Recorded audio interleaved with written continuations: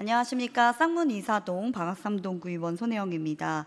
본격적인 겨울 추위가 시작된 12월입니다. 날씨가 매서워질수록 우리 주변의 어려운 이웃들이 감내해야 할 삶의 무게 또한 더욱 무거워지고 있습니다. 오늘 이 자리에선 본 의원의 구정 질문이 국민들의 얼어붙은 일상에 작은 온기를 더하고 실질적인 변화로 이어지는 출발점이 되기를 바라며 질문을 시작하겠습니다. 먼저 첫 번째 질문입니다. 오늘 본 의원은 도봉구의 행정의 심장이자 구정 운영의 나침반이 되어야 할 내부 통제 시스템이 과연 제 역할을 하고 있는지 그 책임을 묻기 위해 이 자리에 섰습니다. 최근 우리 구에서 불거진 일련의 사례들은 실무부서 하나의 단순한 실수로 치부할 수 없습니다. 이는 예산과 재산을 총괄 관리해야 할 컨트롤타워가 그 책무를 충분히 수행하지 못한 결과로 사전에 충분히 점검하고 통제할 수 있었던 문제가 반복적으로 발생하고 있다는 점에서 행정 시스템 전반의 구조적 문제를 드러내고 있습니다. 그 근거로 본 의원이 확인한 세 가지 사례를 말씀드리겠습니다. 먼저 복지가족국 사례입니다. 이번 2026년 예산 편성 과정에서 민생의 최전방에 있는 사회적 약자를 위한 예산, 생계, 주거비 및 기초연금, 장애인연금 등을 포함하여 약 55억 원이 미편성되었던 사실이 있습니다. 이는 법정 기준 보조율 12%가 적용되어야 함에도 불구하고 최종 11%만 편성함으로써 법정 기준을 준수하지 않고 재정 운용의 책임성을 훼손한 사례로 비춰집니다. 다음은 어르신 장애인과 사례입니다. 혈세가 투입되는 보조금으로 골프채를 구입하는 등 보조금의 목적과 취지에 맞지 않는 집행이 이루어졌음에도 이를 사전에 걸러내지 못했고 사후 관리 역시 제대로 이루어지지 않았습니다. 마지막으로 재건축 재개발과 사례입니다. 이 사안은 서울시 지침을 잘못 이해한 상태에서 보조금 사용의 기본 원칙조차 숙지하지 못한 채 사업이 추진된 사례입니다. 담당과는 자체 예산을 적기에 편성하지 못해 서울시가 사업의 신속한 추진을 위해 이례적으로 보조금을 선지급한 사례가 있었습니다. 그러나 이후 2026년도 예산에서 이를 반납하도록 하는 상황에 해당 사실을 의회에 사전 보고하지 않았을 뿐만 아니라 서울시 및 구비로 교부된 보조금 전액을 이자까지 포함하여 반환하려는 절차를 예상에 편성하여 추진한 사실을 발견했습니다. 더 심각한 문제는 이런 지침 해석 오류와 집행상의 미숙이 발생하는 동안 이를 점검하고 바로잡아야 할 기획예산과가 해당 사실을 사전에 전혀 인지하지 못하고 있었다는 점입니다. 구청장님, 이 세 가지 사례를 관통하는 공통된 문제는 분명합니다. 바로 내부 통제 기능의 상실입니다. 각 부서에서 방침 미이행, 보조금 목적의 사용, 지침 해석 오류가 발생하는 동안 이를 관리 통제해야 할 기획예산과는 제 역할을 수행하지 못했습니다. 기획예산과가 스스로 수립한 세출예산 편성 방침조차 지켜지지 않은 이유는 무엇입니까? 해당 방침에는 법적, 의무적 경비 우선 반영이라고 명시되어 있음에도 불구하고 예산이 법정 기준에 미치지 못하게 편성되었습니다. 이는 기획예산과가 설정한 기준을 스스로 무력화시킨 결과이며 주민들에게 그 책임을 떠넘기는 문제로 귀결됩니다. 또한 보조금이 목적과 다르게 사용되고 보조금 집행의 기본 원칙조차 지켜지지 않는 상황에서도 기획예산과의 검증 기능은 작동하지 않았습니다. 이러한 상황이 반복되고 있다는 점에서 이는 특정 부서의 문제가 아니라 재정관리 전반의 통제 실패로 볼 수밖에 없습니다. 기획예산과가 중심을 잡지 못하니 일선 부서들은 각자의 판단에 따라 행정을 추진하게 되고 그 결과 절차 미준수와 행정 편의주의가 반복되고 있습니다. 컨트롤타워가 작동하지 않는 조직에서 원칙과 신뢰를 기대하기는 어렵습니다.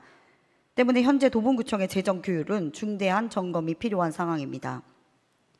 이 문제는 실무자 몇 명의 단순한 실수나 개별 부서의 판단 문제로 정리될 사안이 아닙니다.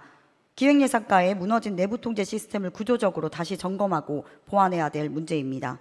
이에 본 의원은 구청장님께 묻습니다.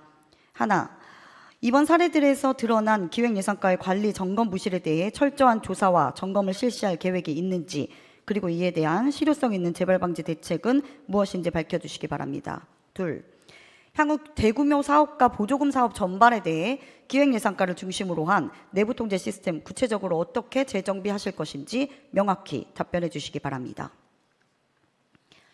두 번째 질문입니다. 지난 6월 정례회에서 본 의원은 창동 어르신복지관 BF 본인증 미취득 사례를 언급하며 우리 구 행정 전반에 드러난 장애 감수성 부족과 안일한 정책 집행을 분명히 지적한 바 있습니다.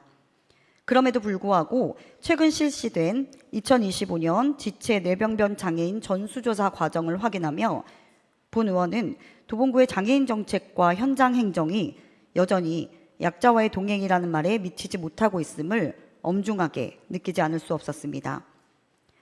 해당 전수조사는 서울시 지침에 따라 거동이 불편한 장애인의 생활환경과 인권 실태를 파악하기 위해 방문조사를 원칙으로 하고 있습니다. 그러나 실제 조사 과정에서는 조사의 취지나 내용에 대한 충분한 설명 없이 거동이 어려운 장애인 당사자에게 동주민센터 내방을 요구한 사례가 확인되었습니다.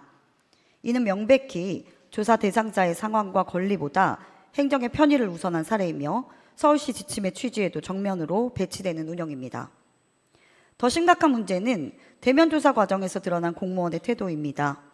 의사소통이 가능한 장애인 당사자가 분명히 앞에 있음에도 담당 공무원이 당사자에게 직접 설명하거나 질문하지 않고 동행한 활동 지원사에게만 질문하고 답변을 받는 사례가 발생했습니다. 이는 단순한 업무상 착오의 문제가 아닙니다. 장애인을 정책의 주체로 존중하지 않고 행정 절차의 편의에 종속된 존재로 취급한 인식의 문제를 그대로 드러난 사례입니다. 이것이 과연 구청장님께서 강조해 오신 약자와 동행하는 도봉의 실체입니까? 이에 본 의원은 구청장님께 책임 있는 답변을 요청드립니다. 첫째, 이번 전수조사 과정에서 발생한 서울시 지침 위반 및 인권침해 소지 사례에 대해 9차원의 사실관계 확인과 철저한 진상조사를 실시한 의지가 있는지 답변해 주십시오. 또한 그 결과에 따른 명확한 사과와 함께 구체적인 재발 방지 대책을 언제, 어떤 방식으로 추진할 것인지 제시해 주시기 바랍니다.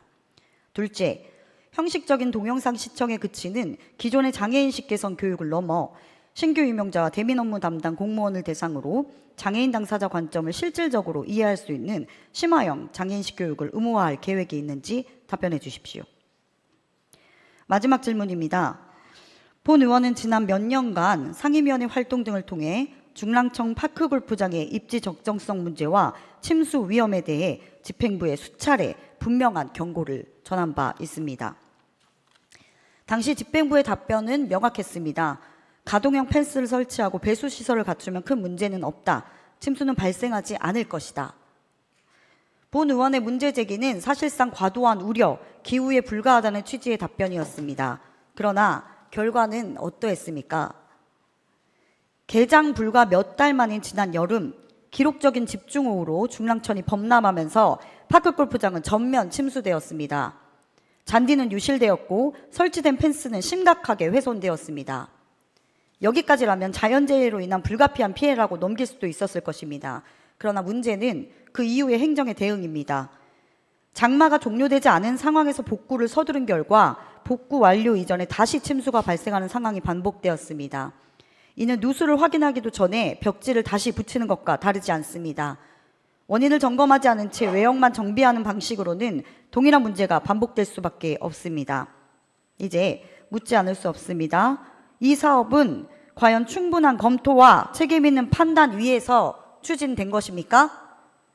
이에 본 의원은 구청장님께 3가지 사항에 대해 책임 있는 답변을 요청드립니다.